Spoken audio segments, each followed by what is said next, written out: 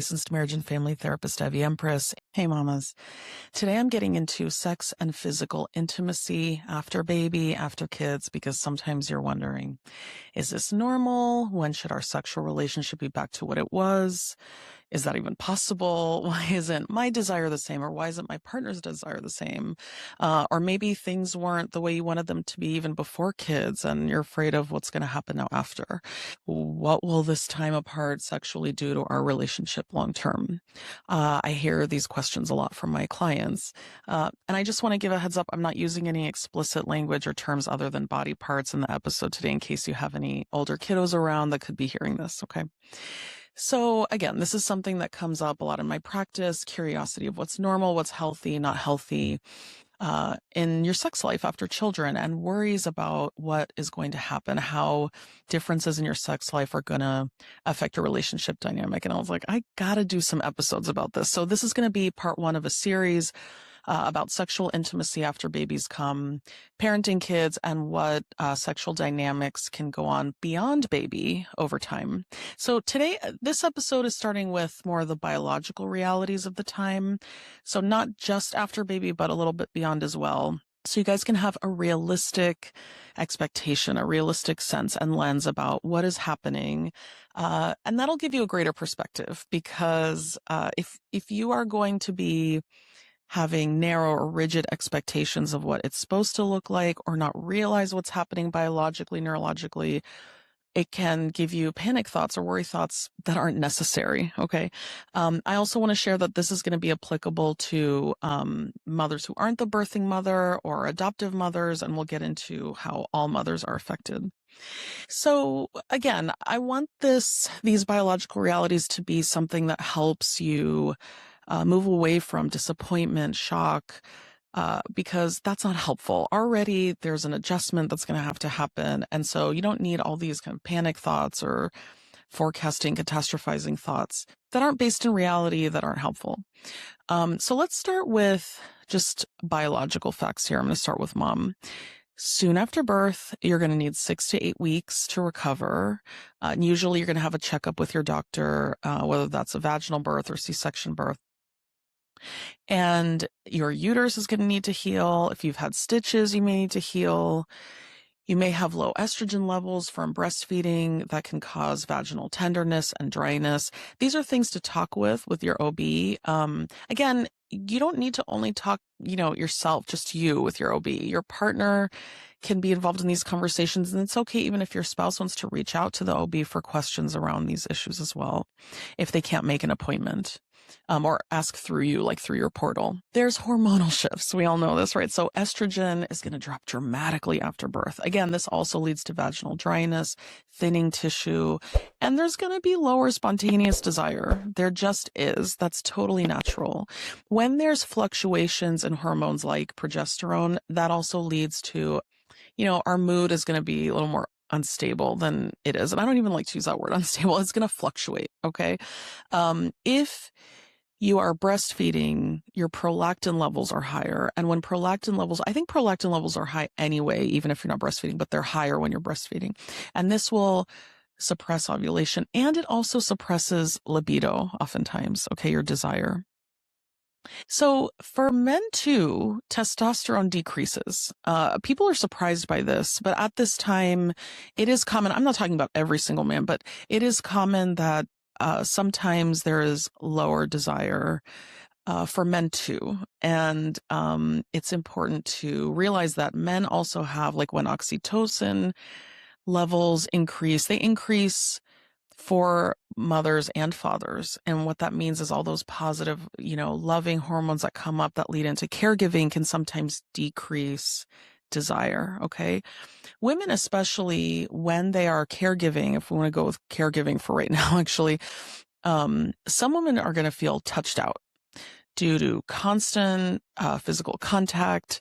You're in like a nervous system state. Lactating. If you are breastfeeding, the breasts sometimes shift from this like erotic area of your body to something that's functional, something that's more for the baby. And when oxytocin is released, because when you breastfeed, oxytocin gets released more, that can create like a saturation, all consuming kind of bonding with baby.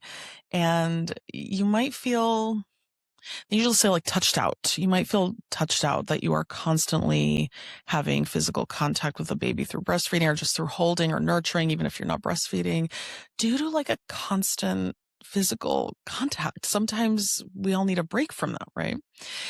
And then there can be a hypervigilance towards the baby, which comes up. And then so if you take all together, like you're sleep deprived, hormonal changes, increased care and responsibilities, increased touch all day, hypervigilance, right? This can lead to a stress state that suppresses desire, right? Who among us, right, is stressed and tired and in a state of hypervigilance, and then will be really connected with sexual desire? That's just more rare that that's going to happen. So it's pretty natural that that desire just decreases in this state.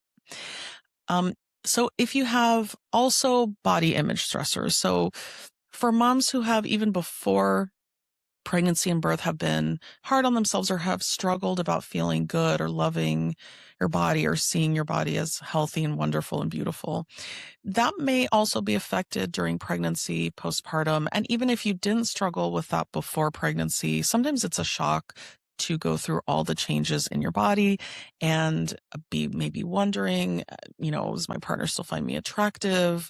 And just like a hyper awareness of all the changes and having maybe a negative lens about those changes, even though they're very natural to struggle with that. Okay. So if you are seeing yourself in a certain way at the time with some critical or negative lenses, you may be anticipating or assuming that you are being seen in that way too. And that can also relate to definitely a decreased libido or desiring yourself, because it may also seem risky. If I desire, will I be rejected? Will I be wanted in the same way? Right. I want to touch on, for adoptive mothers or non-birthing mothers, sometimes there's post-adoption depression or stress, or for fertility. This goes for all mothers if there have been fertility issues. There can be almost like you are keeping it together during the treatments, during the pregnancy, and after postpartum, it can come to a crash and some stress that's been held in your body can release. That, along with just the extreme fatigue that you're going to have as a parent, exhaustion, an infant has demanding needs, right? There's going to be, again, sleep deprivation. And so your body is going to be prioritizing rest over sexual activity. It's just all consuming. The bonding can feel all consuming. And then there's just less like mental energy for your partner, emotional energy. I remember I couldn't even have a conversation in those first weeks, like a full conversation. Also, the strain of the adoption journey for adoptive moms can have a lasting impact or residual impact on emotional state if some of that hasn't been processed. For fathers, so this may be surprising to some. This surprised me when I was starting out in this work. I wasn't aware of this, but research shows that men can also have decreased testosterone during this time, during the postpartum time and a little bit beyond. So they even have some increased prolactin, and they certainly have increased oxytocin when there's more bonding with the baby. So it's going to give all this loving, caregiving hormones, desire to protect, desire to attune. And it may just increase a sense of caregiving, but that can also affect libido at times.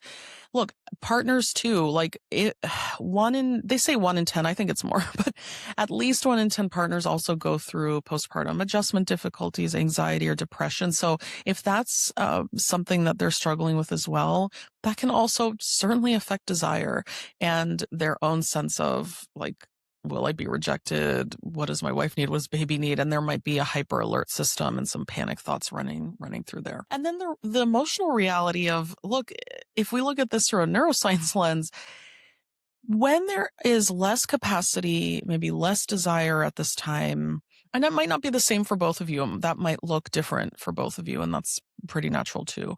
But when there is something, even just any changes that are happening, there can be oh, is this rejection? You can start anticipating things as rejection, or it can activate insecurity around the connection.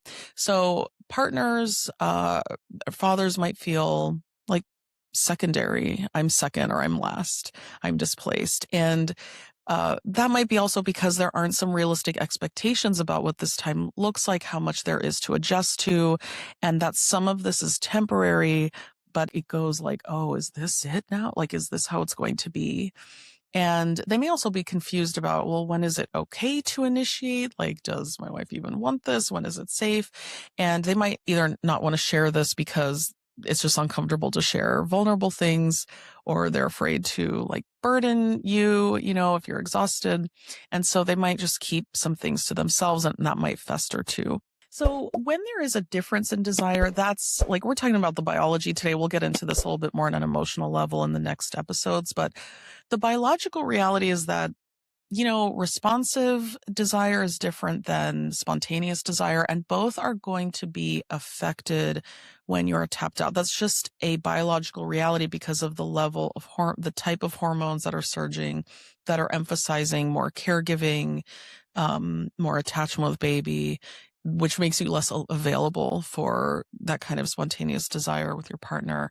And when you're not rested, that is going to affect things, right?